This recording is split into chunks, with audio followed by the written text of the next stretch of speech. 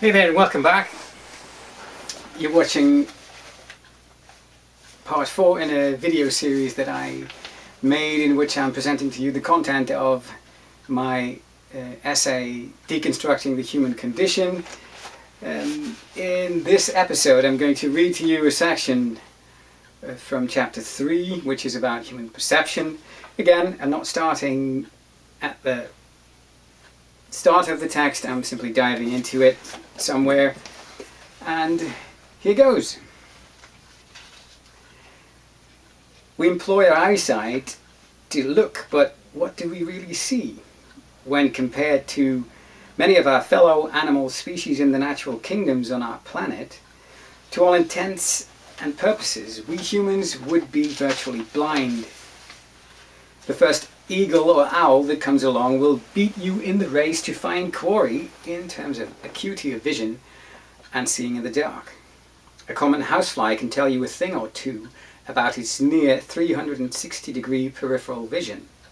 The bumblebee, generally assumed by human scientists to be aerodynamically unfit to fly, and still they do, would take you on a tour of the UV spectrum if only we humans would listen. A very average moth could take you on a night flight study of infrared.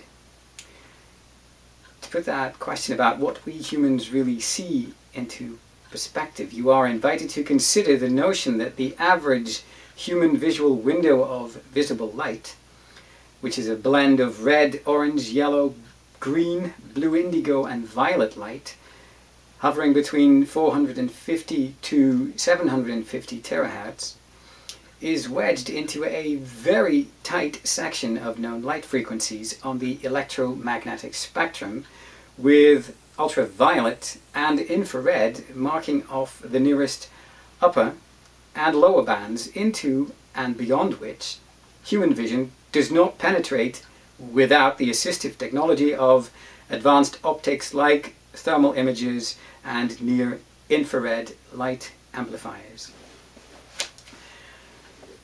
When we do train our ears to listen, what do we really hear?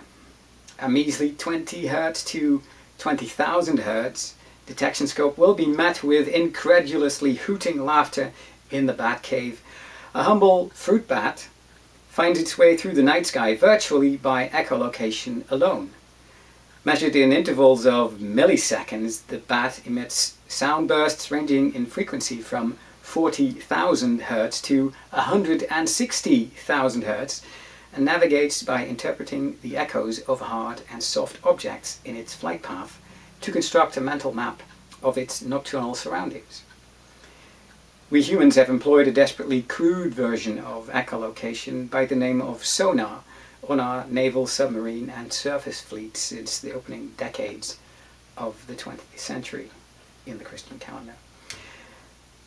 We point our noses into the wind, but what do we really smell? A pack of wolves will sniff and howl at our feeble attempts to pick up a scent with their olfactory organ that apparently is more acute than our human sense of smell by a factor of 50 on average. And then, when we decide to put our tongues to work, what do we really taste? Ask any member of the even-toed animal genus Sus, better known as the pig, with its 20,000 plus taste receptors compared to our human 10,000-ish taste buds. On account of the ostensible lack of the tapetum lucidum, which is that clever bit of light-amplifying subretinal tissue that makes a cat's eyes glow green at night. In our human ocular biology, we are reduced to groping our way around in the dark to get our bearings after sunset, and it seems that someone keeps rearranging the rooms when, more to the point, because we are visually clueless, to all intents and purposes, technically blind even. But what do we really touch when we use our sense of touch? Various species of predatory ocean dwellers, sharks and rays to name two, are born with electroreceptive pores in their epidermis, in their skin, also known as the ampullae of Lorenzini, and these creatures routinely detect fluctuations in the nested electromagnetic fields within their natural habitat, which is the ocean, by increments of a single millivolt in order to hunt for prey and to navigate. As an emotional and intellectual challenge and aside, you are invited to imagine having to give up one of these senses and to rationally motivate your choice, which you probably will find is a lot harder than you think, even if it's only a hypothetical exercise. And it may come as no great surprise that answering the question that I have posed to you, what do we see, what do we hear, do we smell, what do we touch, has proved itself to be a really tough nut to crack for both laypersons and greater minds throughout human history.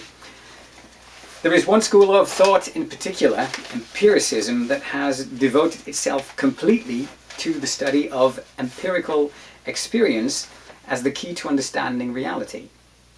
Within this field, a theologically inspired body of theory about the state of reality that we pick up on by way of our very limited sensory faculties goes on the name of phenomenalism, the philosophical conception of which is widely attributed to the 18th century of the Christian calendar Irish bishop and thinker George Berkeley, and its subsequent theoretical elaboration is typically attributed to the 19th century, again of the Christian calendar, self-declared agnostic and German philosopher Immanuel Kant.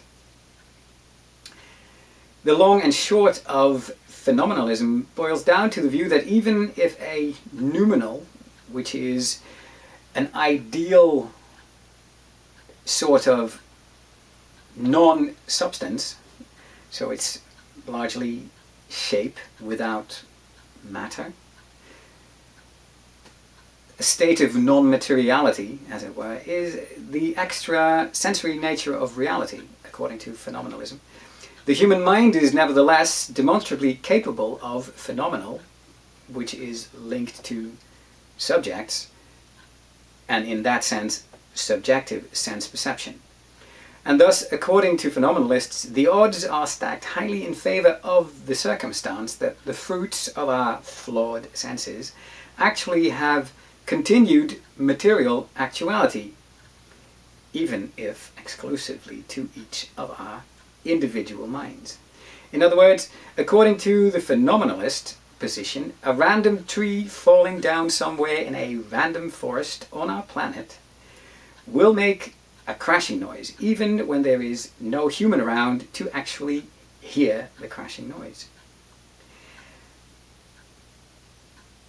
Yet another school of thought, actively engaged in exploring scientific realism from the start of the 20th century of the Christian calendar, conjectures that reality as described by science, that is, consisting largely of photons and electrons and protons and neutrons whizzing through the void, is in fact the baseline state of reality, and that the brain is, well, our human brain is fed bite-sized non-linear morsels of sensory input by our eyes and ears and all the other sensory equipment most of us humans are born with, typically, and is then left to its own devices to fill in the blanks, so to speak, and to provide us with a workable, if objectively precarious, semblance of reality.